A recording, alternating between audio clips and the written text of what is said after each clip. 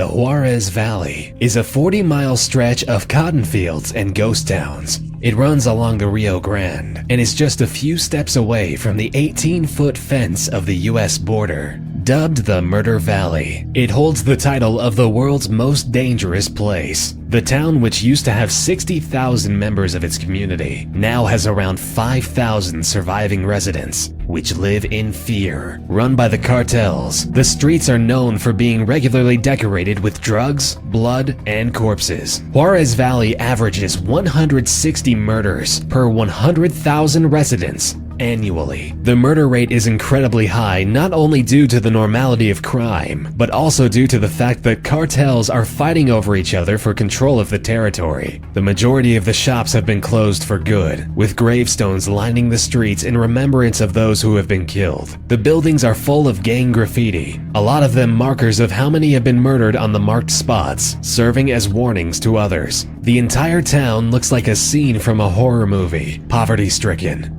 full of ruins, with the townspeople too afraid to leave their own homes. Whoever does dare to walk outside is more than likely to end up being killed, tortured, or kidnapped. The police officers who were sent to intervene have been executed in 2009, and for fear of the wretchedness of the place, they have never been replaced.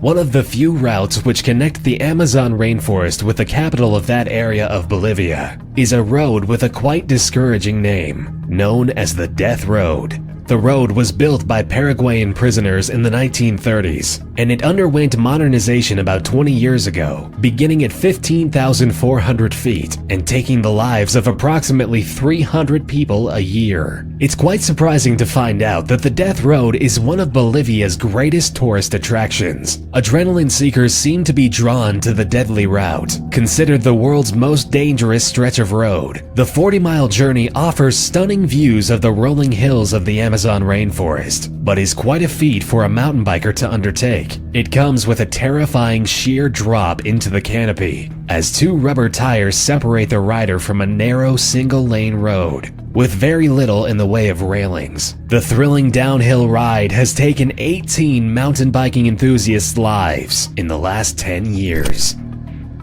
The North Anatolian Fault is an active fault, and quite a threatening one. Since the 1930s, devastating earthquakes have been moving westward throughout the land. The last big earthquake struck in 1999, with a 7.9 magnitude tremor devastating the city of Izmit. The death toll was a staggering number of 45,000. The fact that the wave of earthquakes is creeping westward is very worrying because the fault stretches 20 kilometers south of Istanbul, the largest city in Turkey. Istanbul is the country's economical, cultural, and historical heart. With a population of 14.4 million people, Istanbul is not only significant for Turkey, but for the world, as it is the world's 5th largest city, and the fault makes it one of the most dangerous places to live. Scientists expect that the next earthquake will shake the ground dangerously close to the city, with the possibility of triggering a series of small to moderate quakes. However, studies show that it's also possible the fault will create just one big, devastating shift in the ground,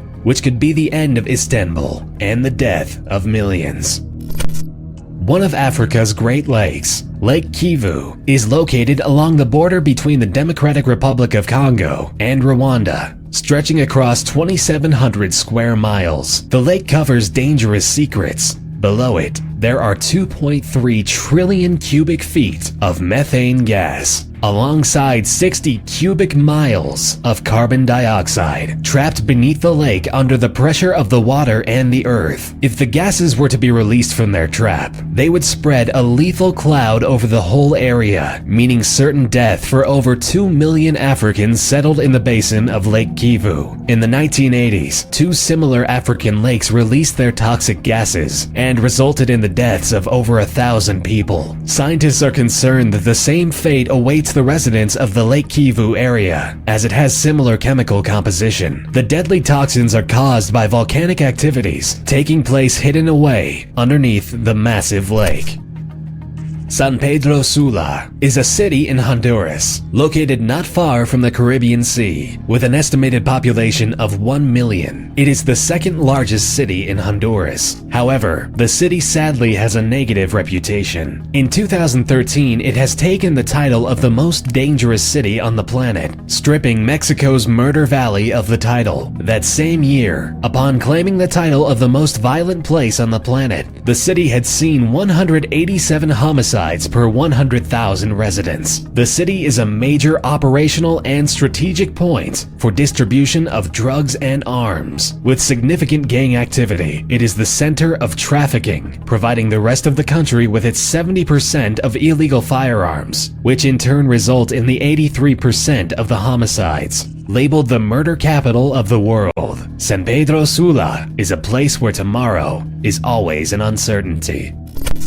If you venture about 90 miles off the coast of Sao Paulo, Brazil, you will likely come across a small chunk of uninhabited land called ILHA de Queimada Grande. This island is, in fact, one of the deadliest islands in the world, also known as Snake Island. It is home to one of the most dangerous and poisonous snakes on the planet, the golden lancehead viper. Local legends say that there are as much as 5 snakes per square meter, but in reality, there are about 2,000 of them on this 430,000 square meter island. Still, walking through it is more dangerous than a minefield. It is said that the stark and potent venom of the viper slowly paralyzes and liquefies the insides of the prey. But it has yet to be proven, as no one bitten has ever lived long enough to be admitted to a hospital. The sole inhabitant of this island was a lighthouse keeper who ran out of food and disappeared while trying to gather some bananas. According to legend, the members of his search party mysteriously vanished one by one, lost in the wilderness. Civilians are banned from the island, monitored by the Brazilian Navy, and the rules are bent very rarely for the sake of scientific research.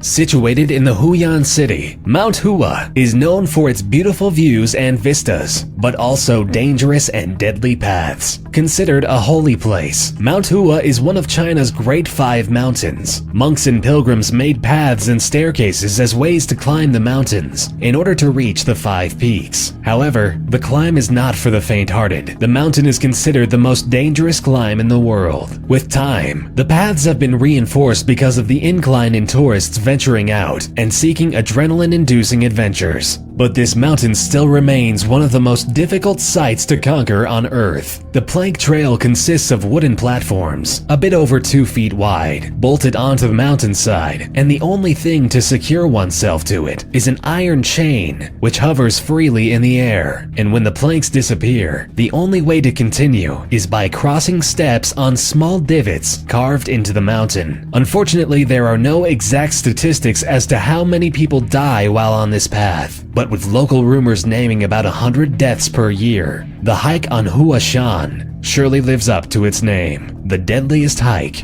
in the world. The Danakil Depression lies at the heart of Ethiopia's ancient salt trade, where Ethiopians have been making the long 2-day trek to collect the salt for centuries, collecting it from the golden earth and bringing them back on camels. One of the hottest and harshest environments in the world, the sun and salt create amazing sun-blazed scenery, making the desert seem as if it were created out of white gold. The swirling sulfur and mineral salt formations create otherworldly scenery, creating an outlandish setting. One of the lowest places on the planet, the Danakil Desert rarely sees rain and is one of the hottest spots on Earth, where rivers dry up and turn into lakes of salt. With magma crater lakes on its edges, products of active volcanoes, the desert proves to be an extreme challenge to human beings trying to cross it.